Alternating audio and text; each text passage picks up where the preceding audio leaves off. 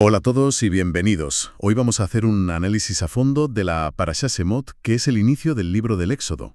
Y para ello tenemos como base una charla de la comunidad Betor, que la verdad toma esta historia que todos queremos conocer y le da una vuelta de tuerca impresionante. Totalmente. Y es que hoy la misión que tenemos es ir un poco más allá de la narrativa típica. No hablamos solo de la liberación de un pueblo de la esclavitud física.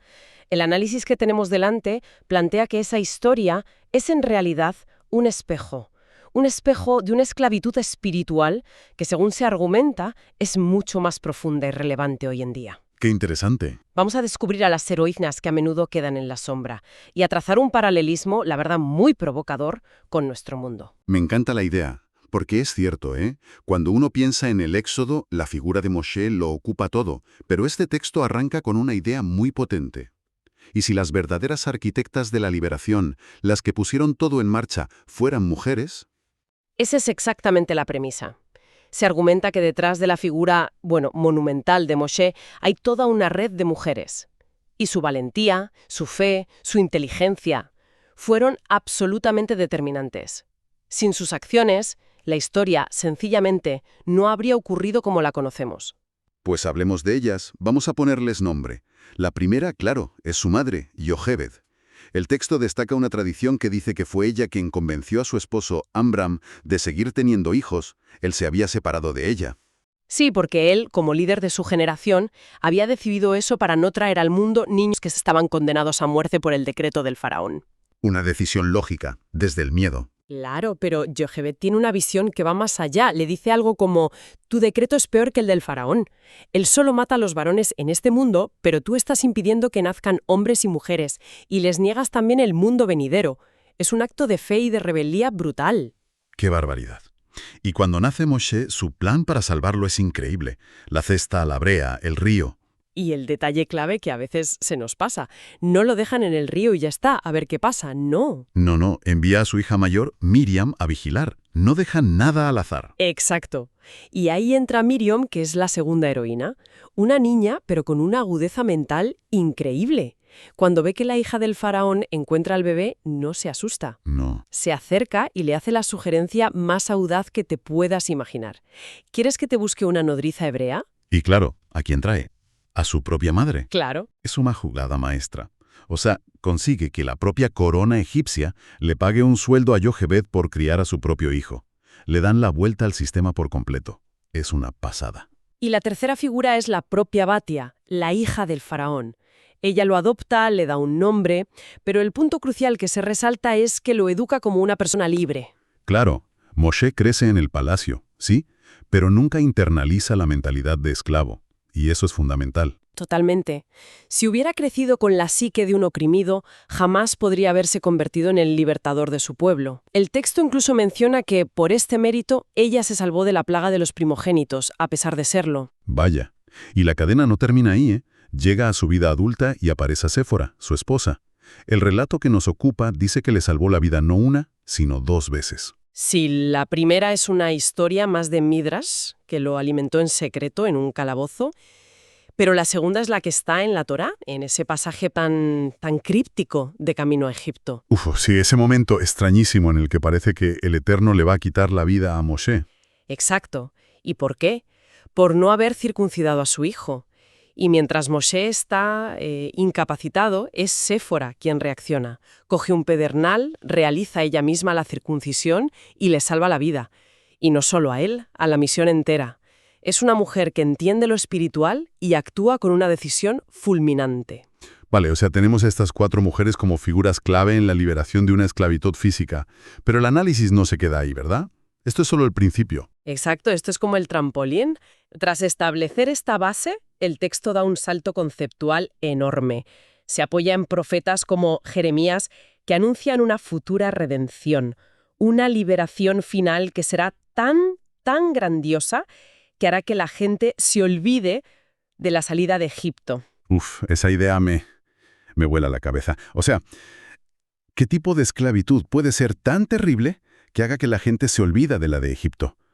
Peor que los látigos y los trabajos forzados. Pues mira, una donde el esclavo no sabe que es esclavo. ¿Cómo? De hecho, cree que es libre. Esa es la esclavitud que se describe. una esclavitud del alma, psicológica, un sistema que ha normalizado el sufrimiento a tal punto que la gente lo acepta como parte de la vida.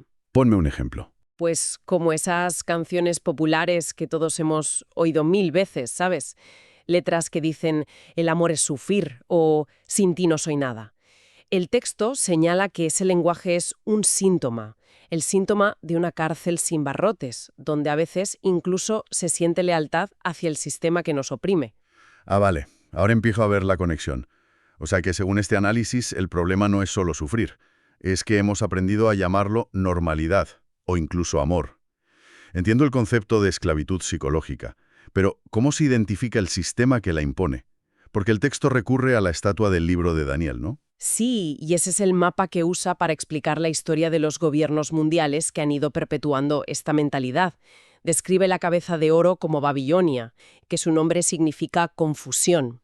Luego el pecho de plata, Medo-Persia, el vientre de bronce, Grecia, y las piernas de hierro, que son Roma, un poder militar implacable. Pero se centra en el final, en los pies. Ahí está la clave.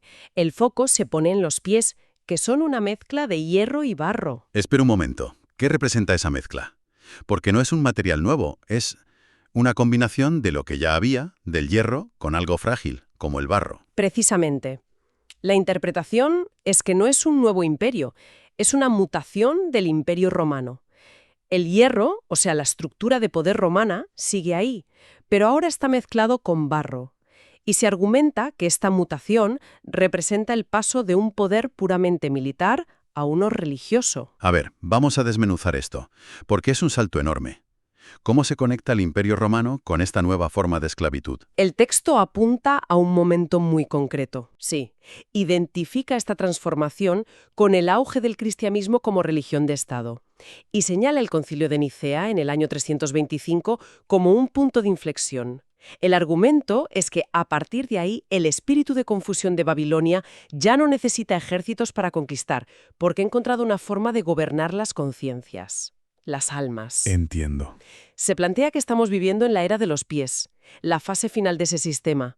Y esto es muy relevante para quienes están en ese viaje de vuelta a las raíces hebreas, porque implica reexaminar los cimientos de la cultura religiosa que han heredado. Entendido. Entonces, este sistema, este de los pies de hierro y barro, ¿tiene una estrategia para mantener a la gente en esta esclavitud sin que se den cuenta? Y esa estrategia, según el análisis, es la misma que usó el profeta Bilam contra Israel en el desierto. Ah, ¿sí? Como no podía maldecirlos directamente porque estaban protegidos por el Eterno, su consejo al rey Balac fue: hazlos pecar, incítalos a romper los mandamientos, y así perderán su cobertura espiritual, se volverán vulnerables. Es una estrategia de corrupción interna. O sea que la estrategia no es atacar desde fuera con prohibiciones, es corromper desde dentro con permisos.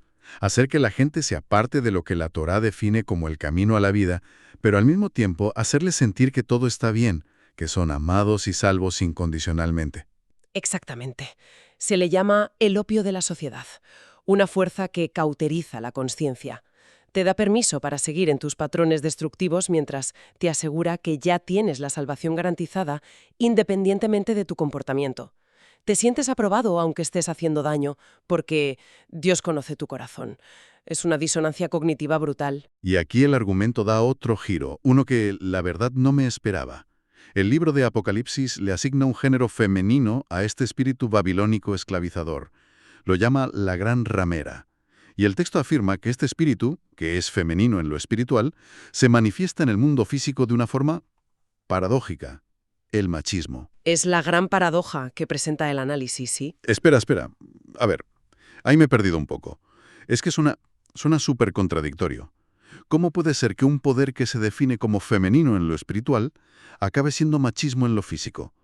¿Cuál es el mecanismo que se describe? El mecanismo que se plantea es sutil y cíclico. Este matriarcado espiritual, este espíritu de confusión y rebelión, no gobierna el mundo a través de las mujeres, sino que gobierna el corazón de los hombres. Les infunde inseguridad, miedo a perder el control, una necesidad de dominio. Y esa inseguridad interna se manifiesta externamente como una cultura que subestima, controla y oprime a las mujeres. Y esa inseguridad interna se manifiesta externamente como una cultura que subestima, controla y oprime a las mujeres. Y supongo que eso crea un círculo vicioso. Exacto. Porque esa opresión provoca que las mujeres desarrollen una baja autoestima, que no se sientan valoradas ni seguras. Y una mujer que no está emocional y espiritualmente plena, según este argumento, no puede cumplir su función esencial de criar y formar hombres completos, hombres seguros de sí mismos, respetuosos. Claro. En su lugar, cría hijos que heredan esas mismas inseguridades, y así se perpetúa el ciclo de disfunción. Es un espíritu que se disfraza de lo contrario de lo que es. Qué fuerte. Entonces, toda esta gran teoría sobre imperios, profecías, ¿cómo se ve en el día a día? ¿Cómo se sale de esta esclavitud si, como decíamos, la mayoría ni siquiera sabe que está en ella? Pues el texto propone que el termómetro para medir nuestro nivel real de libertad, nuestro éxodo personal, es el hogar. El hogar. Específicamente, la relación matrimonial. Es en ese espacio íntimo donde las teorías se caen y la verdad de nuestro corazón se manifiesta. Ahí se ve si realmente hemos superado esa cultura machista. Claro, y ahí el texto se pone muy directo. Lanza preguntas que van al hueso, ¿no? Por ejemplo, ¿por qué un hombre siente que su autoridad se ve amenazada si le entrega la administración del dinero del hogar a su esposa? Exacto. ¿O por qué toma decisiones importantes que afectan a toda la familia sin consultarla primero, esperando simplemente que ella obedezca? Uf, Se argumenta que esa actitud nace exactamente del mismo espíritu que animó al faraón. El faraón vio que los israelitas crecían y se fortalecían, y sintió miedo de su poder, de su potencial. Y su respuesta fue oprimir, esclavizar, controlar. Es el miedo a la capacidad del otro.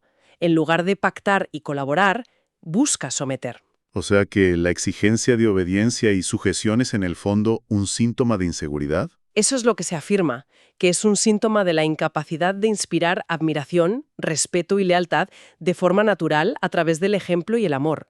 Cuando no puedes inspirar, exiges. Es muy potente. La conclusión lo es. Puedes estudiar la Torá, guardar el Shabbat, cambiar tu dieta, pero si en tu hogar persisten estas actitudes de control hacia tu pareja, sigues siendo un esclavo de Egipto. Sigues atrapado en la confusión de Babilonia. Entonces, el verdadero campo de batalla no es la sinagoga ni el centro de estudios. Es la mesa de la cocina. El cambio tiene que ser real, no solo una apariencia. El mensaje final es contundente. Para salir de verdad de este Mitzraim personal, no basta con cambiar de creencias. Es necesario morir. Y el texto trae a colación un midrash, una enseñanza rabínica, que cuenta que antes de entregar la Torá en el Sinaí, el Eterno tuvo que matar y resucitar a los israelitas. Es una imagen fuertísima. Obviamente es una metáfora. ¿Morir a qué exactamente? Morir al ego, morir al orgullo, morir a esa herencia cultural de machismo y control que hemos normalizado, morir a la necesidad de tener siempre la razón, de tener la última palabra. La fuente lo resume en un acto que puede parecer pequeño, pero que simbólicamente es enorme. ¿Cuál? La capacidad de un hombre de entregarle la billetera a su esposa. Cambio radical de paradigma. Es entender que la verdadera autoridad, según la perspectiva de la Torá, no es el dominio, es la responsabilidad. La responsabilidad de un esposo, por ejemplo, no es que su esposa le obedezca, es crear un ambiente de seguridad tal que ella pueda florecer y alcanzar su máximo potencial. Su éxito es el éxito de él. Y con esto, bueno, creo que llegamos a la reflexión final que nos deja todo este análisis, ¿no? Si el hogar es el verdadero medidor de nuestra libertad espiritual, ¿qué temperatura marca el nuestro? Y más allá de eso, ¿qué ideas heredadas, qué comportamientos que quizá consideramos normales o tradicionales necesitan morir en nosotros para que podamos experimentar esa libertad plena, esa salida de Egipto que todos en el fondo estamos buscando?